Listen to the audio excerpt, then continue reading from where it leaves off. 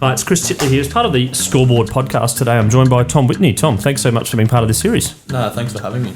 Tom, I'm going to start with 2024, big year for you. We're sitting here in November of 2024. How are you feeling?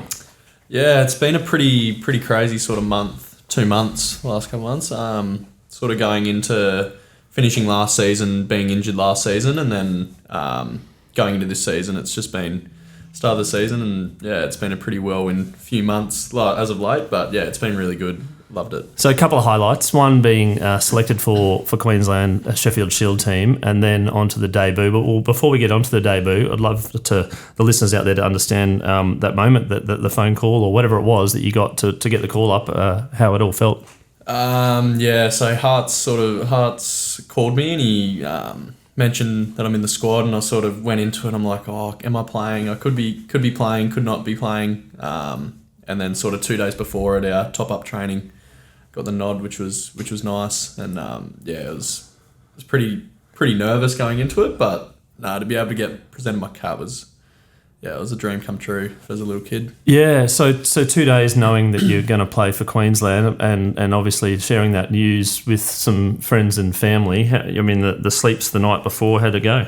Sleep night before wasn't too bad. I reckon it was more the sleep going through the match where I was like, oh, I can't really sleep. Need to think about what's happening. But the sleep night before I was actually surprisingly pretty calm. And then as soon as I woke up, it was just everything was going. All my beans were going, and it got to the ground pretty early to sort of relax. But yeah, to tell mum and dad, they were so proud. They were there for the 4 days, and then obviously all my mates came on the Sunday, which was really nice.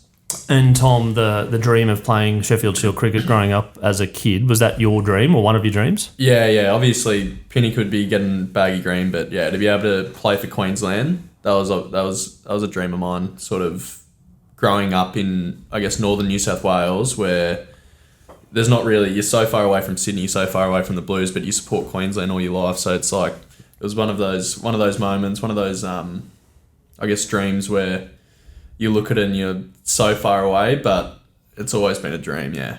And then getting the ball for the first time, the first ball, it was pretty vivid in your memory? Yeah, it was pretty vivid.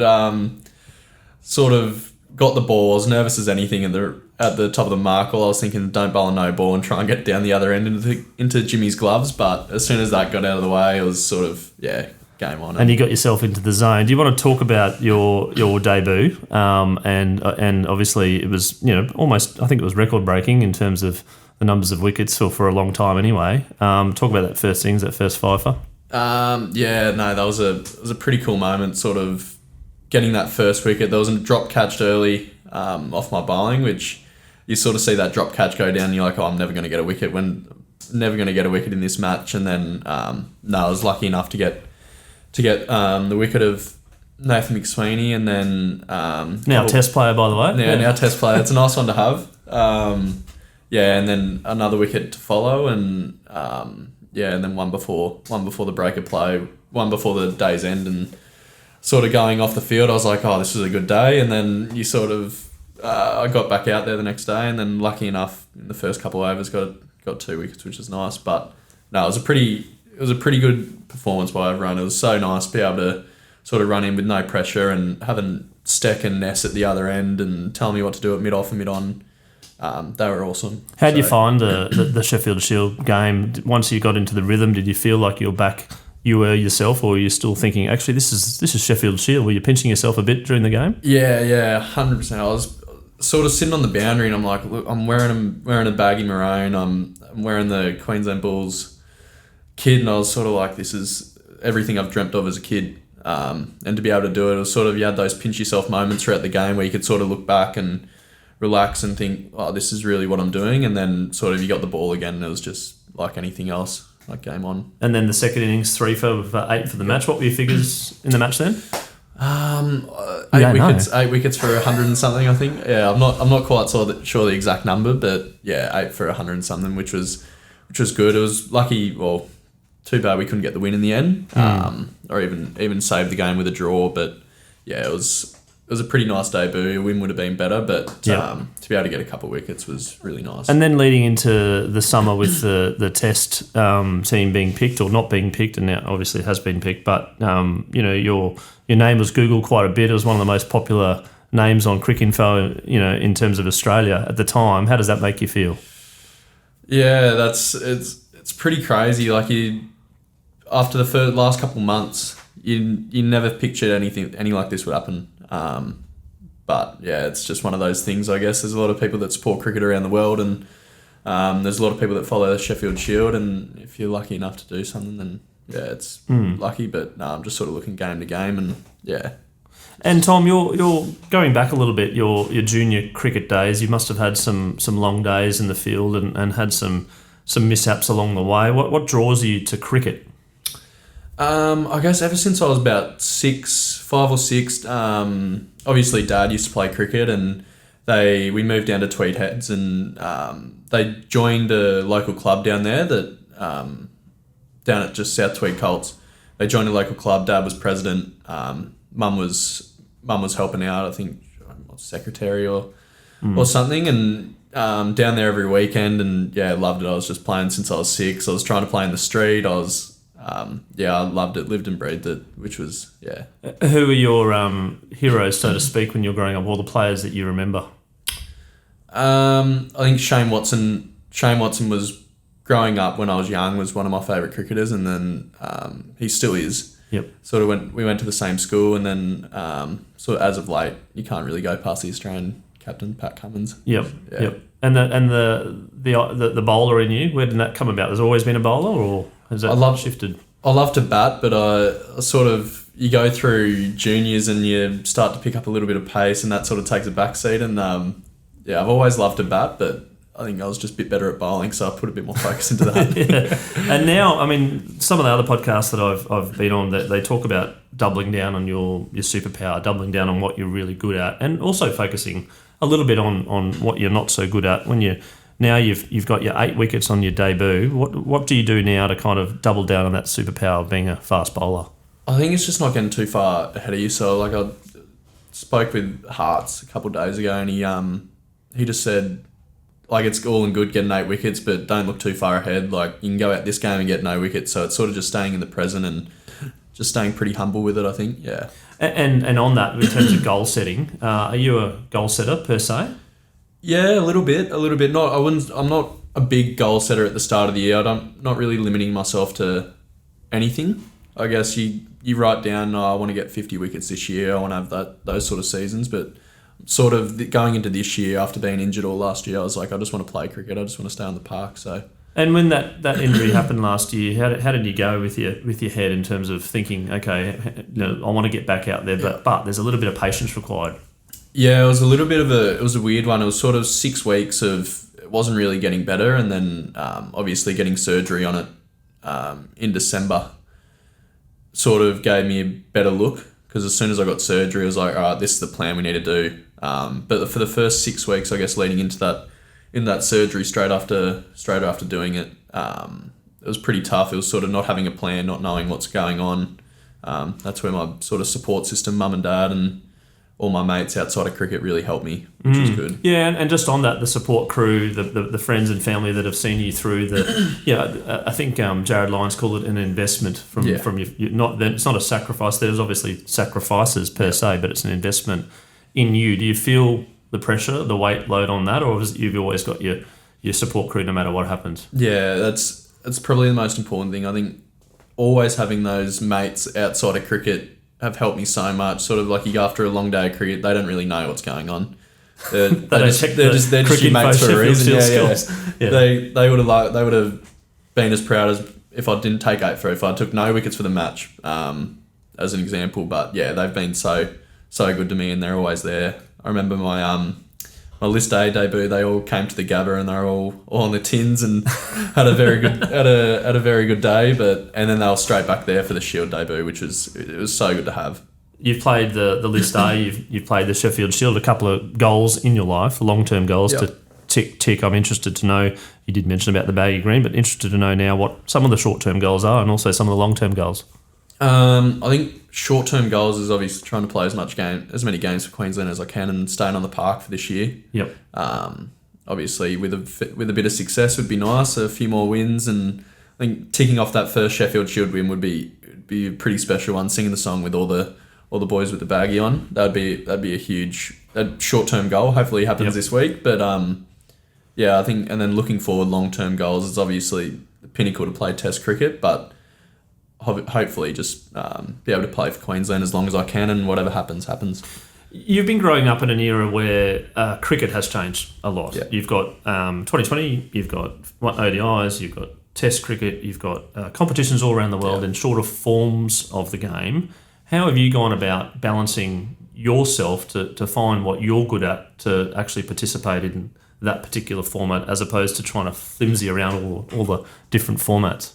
Yeah, it's a tough one, I guess. Sort of, when I was a kid, it was always Test cricket pinnacle. Test cricket is the pinnacle of everything, and then you sort of get a lot more ODIs come in, a lot more T20s, and you're watching a lot more white ball cricket, and then obviously going through your juniors, you start playing a lot more white ball cricket rather than red ball cricket. So it's sort of just like constantly developing your skills, and sort of honing your game in and knowing what kind of bowler you're going to be, and sort of working out different sort of plans for everything. But yeah, it's a new way of cricket, I guess. Yeah. And you change up a little bit in terms of the formats, the way that you play and the way that you have to kind of alter your behaviour? Is it sort of like hat on, hat off, hat on, hat off? It's a tough, there's a lot of different sort of planning going involved to a red ball game as it is a white ball game, I guess.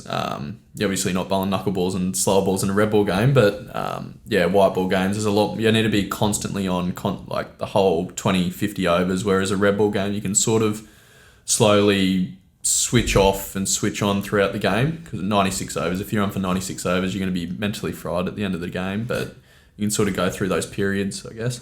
Just on that, the mental part of the game, there's obviously an element of skill, but there's also a lot in the head. It's a long game. Things go for 4 days, 5 days, etc. How are you going? Are you coping okay? And is there an emphasis on trying to get that head right? Yeah, 100%. I'm coping really well. Sort of going through first 4-day game, first Shield game, trying to find better ways of switching off and switching on at night. So I've been talking with the team psych just to be able to get that recovery, that sleep that you need, instead of constantly being on, constantly thinking about the game. Which you did as in the first debut, game, I did. Yeah. So I've done some work over the past couple of weeks to sort of prepare for this next one, and hopefully it works. Did you get any superstitions out of the first game that what you did right was the left true before the right, etc., and that way you're going to continue on with that? No, I didn't have much. I think it was a funny one. I remember day 4, we were sitting in the change room, and we didn't lose a wicket all the middle session, and we were sort of in the mix of whether to go for it or whether to draw. And we had a really good middle session, and I remember there was 4 of us, me, Benny McDermott, Mitch Swepson, and then Xavier Bartlett was there, and we're all sitting in the change room. We're like, all right, we can't move. I was on the floor, he was on the esky. So he literally we sat there for the whole session, still watching it in the change room, and it was pretty funny. So I think that's one of the superstitious things that you do as a cricketer. But yeah, there you go. I think my kids were playing under 12s the other day, and a guy was close to 50, and they're all still. So must be stay in your seats. Must be a cricket thing. Yeah. Tom, being selected for Queensland, why do you think you got selected for Queensland in terms of what you think you've got that others potentially may not have? I think I'm pretty lucky to have a nice ball speed and an aggressive bowler, but I like to think of myself as being aggressive and being able to take wickets and do a job for the team. And then when it comes to strategy, bowling against particular bats, the planning and the homework around not just before the game but also during the game. How have you found that, the strategy side of the game? Yeah, I love it. There's not much you need to change, but there's also little things that you need to look out for, whether just more where you're going to miss, I guess. Where not to bowl to his strengths, but different ways to get him out. Okay, bowl a little bit forward to this guy at the stumps, and I've loved it. It's being able to have the analysis and coaches there, and I guess experience around you to tell you what to do. It's been so cool, and being able to go back and at club cricket and sort of trial that, and then obviously going in this game, it's been great. And Tom, is there a batsman out there that it's challenged you the most? I think playing in that Shield game, Alex Carey he's just in unreal form at the moment. He's just one of those batters that you look at and you're like, he has so much time. He's not hurrying him up. I think he's definitely been the biggest challenge to bowl to. I didn't bowl much to him, but did you get him out? No, I didn't get him out. Didn't get him out. He was the second leg. It was pretty hard to get out, wasn't he? So he's a hard person to bowl to at the moment with the form he's in. And Tom, you're on a rookie contract, a second year of a rookie contract with the Queensland Bulls, which means that they supplement you with income to play cricket to ultimately get to a full contract. Your year two, then obviously next year you're available for a full contract. How does that make you feel? And I suppose professional athlete as a profession, how does that sit with you? Yeah, it's always it's been a dream my whole life to be a professional cricketer and hopefully do it for a job for as long as I can. Especially going through schools, going through the pathways, and then you sort of get there and you're like, this is so cool. But just trying to stay level and hopefully keep playing cricket, keep playing on the park, and hopefully all that just works itself out as I go. Yeah, and then from that, in a previous interview, one of the rookies for the Denver Nuggets, Spencer Jones, has made his debut for the NBA. It's a dream come true, as you have in Queensland. Obviously, there's a high dream to play for Australia, but professional sports careers can last 15 minutes and it can last for 15 years. Have you thought about a plan B in your head? Is there something in your head that if cricket doesn't work out, which you obviously don't, you want it to work out, but is there something that you're thinking about? Yeah, at the moment I'm studying property economics at QUT, so sort of just trying to tick away at that one at a time and doing one or two subjects a semester, just ticking that over. But yeah, it's something in the future that I'll probably want to get into property development or something along the lines of that. So, and where did that interest come from? More probably from Dad. I was sort of sitting in the car when I was young, and he's on all these work phone calls, and you're like, "Oh, this is pretty cool stuff." And then I've always sort of loved houses, and I guess from Dad. That makes a lot of sense. Tom, I'm going to throw a few characteristic traits at you, and you can say whether you are this person or not, and maybe explain a little bit why. But I'm going to start with resilient. It's something which a number of other professional athletes have gone through a lot of adversity to get to where they are. I'm interested to know whether you think you're a resilient person. Yeah, I think if you had asked me that 2 or 3 years ago, I probably wouldn't have said so. But sort of going through the past couple of years, I've sort of developed to be pretty resilient. I would have thought after overcoming injuries and all the sort of good stuff like that. But yeah, I think now I've sort of developed into a pretty resilient person. And in terms of structure, are you a structured person? Do you have your week kind of planned out in advance, or are you a little bit flimsy? I'm pretty structured. Yeah. It's sort of I'm going to do this in this day and this on this day, sort of leading into games, I guess. Yeah, I'm pretty structured. And when it comes to empathy, which is a word which people use about, obviously accepting feelings for others, how empathetic is a word which a lot of the other athletes have said that they are. How do you feel about, the word empathetic when it sits with you? Yeah, I agree. Yeah. And what about nervous? Yeah. Different situations. I guess playing in the high level, Shield level, I'm nervous, but hopefully over the next coming years, I get that out of me. But I've always loved nerves. Like, I think nerves are such a good thing. It shows that you care. It's a good point. But yeah, I've always sort of been nervous. Even on the weekend, club cricket, you're always a little bit nervous. Your stomach feels a bit giddy at times, but I'm a nervous person. What do you do when you're feeling that way? You're getting those butterflies going and you're going out to bat, or you got the ball. Is there some sort of technique that you use to kind of get yourself back into the flow? I sort of let it happen, I guess. Yep.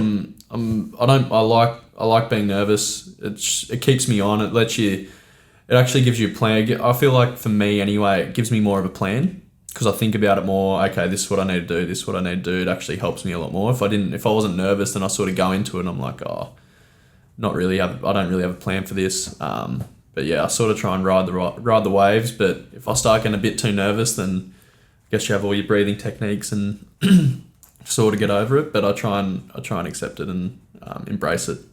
Introvert or extrovert? Introvert. Yep. And when it comes to the preparation, do you have some sort of routine into preparation past the night before? Yep. Can you talk about that? Yep. I'm big carbs before the day. I make sure I'm hydrated. I've always had this problem with cramp. I've always cramped when I was young, and I remember a few years ago in the under-19s World Cup, our physio is like, make sure you're peeing clear before the day. So I've always made sure that I'm have clear pee before the day, and I have all my hydrolyte and everything. Yeah, the magnesium tablets is another thing I got told. But yeah, I've always been sure of that. And then now working on other forms of the game besides your bowling, how much time do you spend, getting in the nets and having a bat as well, and fielding, etc.? Yeah, I try and bat as much as I can. I'm not a massive batter. I feel like being underprepared is a little bit better, but at the same time, I really want to improve my batting, and lower order runs, especially in red ball, is so important. And white ball, like you look at Pat Cummins the other day, he's so important at number 8. So being able to have your lower order score runs and be able to put on 50, 60 runs down the bottom can really help us anyway bowling. But yeah, I think lower order runs is important, so I try and bat a fair bit. And fielding's always a big part of the game. You're out there for 96 overs, so we're always fielding. So now I got you saying that a couple of years ago you probably weren't as resilient as you are now going through that injury period. I'm going to use the word confident and see what you're at right now in terms of your confidence in yourself. Yeah. At the moment, I feel pretty confident with myself, and obviously my cricket at the moment. It helps when you're having a good year and you sort of ride that wave of confidence, but at the same time you want to stay confident even when you're having those low periods. I think I feel like confidence is so important for me anyway, especially with the ball, because you just feel 10 feet taller when you're running into the crease. You're like, okay, I can get this guy out. At the moment I feel pretty confident, which is nice off the back of a few nice performances. As a bowler, sometimes I'd imagine you bowl really well but don't get a wicket, but also you might not bowl that well and get 5 wickets, etc. How do you manage that, and how do you balance that with the scoreboard of performance with selectors versus how you think you went? Yeah, it's a tough one. You look at, I'm not getting any runs, or I'm getting hit for these runs, and you feel probably better than you do when you actually get wickets. And then hopefully you're just sort of looking at the selectors and saying that you're bowling nicely, and they're actually watching the footage. But yeah, it's one of those things I haven't really mastered yet, but it's sort of a hard one. So but when you come off the field and you get none for etc., but you think you've done well, I suppose it's a tricky one to get selected, but you've been selected for a reason, right? Yeah, and obviously if you're not taking wickets, someone's taking wickets at the other end, so that's always sort of bowl. We talk about bowling in packs and bowling in partnerships, and you could take no wickets one day and we have them all bowled out, and that's fine. You get off the field, and it's sort of the days where not many wickets are falling, everyone's not taking wickets that are hard ones to swallow. But yeah, you sort of bowling partnerships and bowling packs, and hopefully someone's taking wickets at the other end, and then they might not take wickets, and you take wickets the next day. So it's one of those things. Yeah. How did you find with the camera shoved in your face now that you're playing club cricket, now you're playing Shield cricket, now you got 8 wickets, and now there's people maybe going, oh, he's the next Australian fast bowler, and they shove a camera in your face, and you're like, hey Tom, how you going? How did that feel? Yeah, I don't think it's something I've sort of sat back and really appreciated or taken in yet. It's one of those things at the end of the year or over Christmas when we get a couple of weeks off where I can really sit down and be and think, oh, this is pretty cool. This is what I've always wanted, I guess. But at the moment, I'm just riding the wave, and hopefully it keeps going. Then in the down months, which you mentioned about taking a bit of time off, there must be some gaps in between, and obviously you're studying and everything like that. But what switches you off, mate? Well, you've got a secret hobby that others don't know about? No, I like to play my golf. Yep. I like to play my golf. But I also go down and see mum and dad. They live down the coast, so whenever I get any time off, I go down and see them and see the dog. So And do you play golf with your cricket mates or just mates outside of cricket? Yeah, play everyone. Well, there's enough golf snuffs in the cricket team. You'll get time off at the same time. You play golf with them, but I also have a couple other mates that are pretty handy golfers that I try and keep up with, but struggle. Who's the good golfer and the not so good golfer in the Bulls squad? Max Bryant is a very good golfer. There's a few. Mark Stecky's a good golfer. We sort of have our crew, me, Steck, Max, that we sort of play with. And they're not so good ones, or you're not going to say? They're all pretty, to be honest, they're all pretty good. Yeah. They all play enough golf that they're all pretty good, yeah. Yeah, and a favourite course? Favourite course? Coolangatta Tweed. Oh, right, near the home. Near the home. I was a member there for a long time, so it's favourite course that's local. Well, not local, but close enough that I've played. And Nudgee. I was a member at Nudgee for a little bit. Now I'm a member at Oxley. So, mate, and come back to Brisbane. How have you gone living back in Brizzy? Yeah, I loved it. So I moved up here grade 8 to go to Ipswich Grammar. So I went there for all my schooling, and then lived out there for a few years. And then moving into Brisbane, it's been great. It's close to training and sort of getting into that. I guess getting into the cricketing life, which has been good. Yeah. Brizzy, yeah. And Tom, on a final question, some advice for some younger cricketers out there. The game has developed into a big, huge, enormous commercial machine. There's lots of money that's floated around. There's kids that want to play for enjoyment, and there's also kids that want to play professional, as you are going through your journey right now. What's some advice out there for those that think that they're good enough to try and play professionally cricket for a living? I think riding the waves and not putting too much pressure on yourself is something I didn't do too well when I was young, and I put a lot of pressure on myself, and I was very anxious sort of going through those stages when I was 18, 19, am I going to get a contract? And I put a lot of pressure on myself, but I guess it's sort of, if anyone around that stage, I guess it's just don't put too much pressure on yourself and just play for the enjoyment, and if it works out, it works out, but you're just playing what you love. And you're really enjoying the game. I can hear it in your voice, and hopefully the enjoyment level goes to a point of professionalism. Yeah. Tom, I wish you all the best in the future. Congratulations on your debut for Queensland, and look forward to following the progress of your career. Thank you very much. Thanks for having me.